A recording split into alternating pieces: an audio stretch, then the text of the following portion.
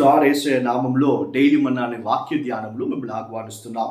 ఈ రోజు కూడా దేవుడి వాక్య భాగాన్ని కీర్తనలు 136 23 వచనం నుంచి ధ్యానించుకుందాం.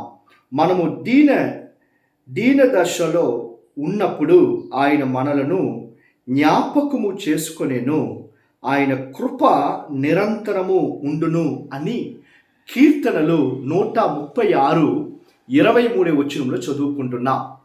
చూడండి, మన దీన దిశలో ఉండేటప్పుడు చాలా మోసమైన ఏమి లేని పరిస్థితిలో జబ్బులతో ఏదో ఒక బాధలో ఉండేటప్పుడు మనల్ని విడిసి మన ఫ్రెండ్స్ అయినా రిలేటివ్స్ అయినా మనం విడిసి దూరంగా వెళ్ళిపోతారు. అయితే నిన్ను నన్ను సృష్టించిన యెహోవా దేవుడు మాత్రం చెప్తున్నారు, నేను నిన్ను జ్ఞాపకము చేసుకునింది మాత్రం కాదు, నీ పరిస్థితిని నేను మార్చబోతున్నానని చెప్పి యేసయ్య ఈరోజు మనకు వాగ్దానం చేస్తున్నారండి.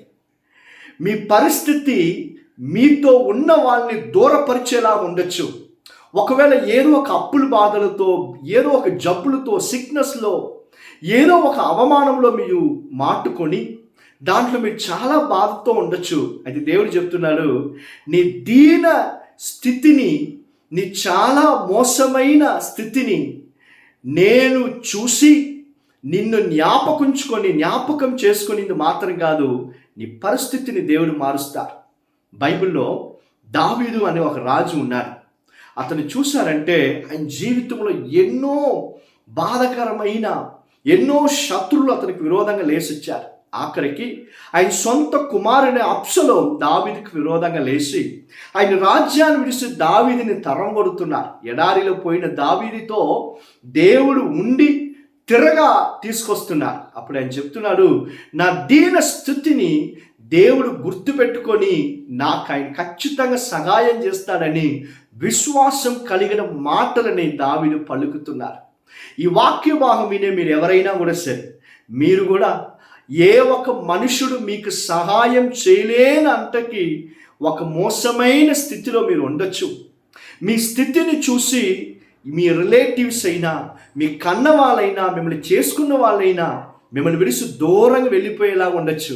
అయితే దేవుడు చెప్తున్నాడు, నేను నిన్ను గుర్తించుకొని నీ పరిస్థితిని మార్చి నేను గొప్పగా వాడుకోబోతున్నానని యెహోవా దేవుడు సెలవిస్తున్నారు.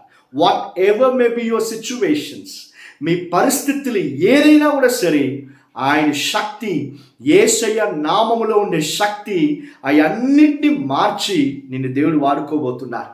ఎవరందరూ నీకు సహాయం చేయలేక నిన్ను విడిసి దూరంగా వెళ్ళిపోతున్నారో, నీ గురించి, నీ పరిస్థితిని గురించి చాలా మోసంగా నిన్ను నిందించి మాట్లాడుతున్నారు, ఆఖరికి వాళ్ళకు కూడా నువ్వు ఆశీర్వాదకరంగా ఉండేలాగా యెహోవా దేవుడు యేసయ్య నామములో నీ జీవితంలో ఆయన కార్యం చేయబోతున్నారు. హల్లెలూయా.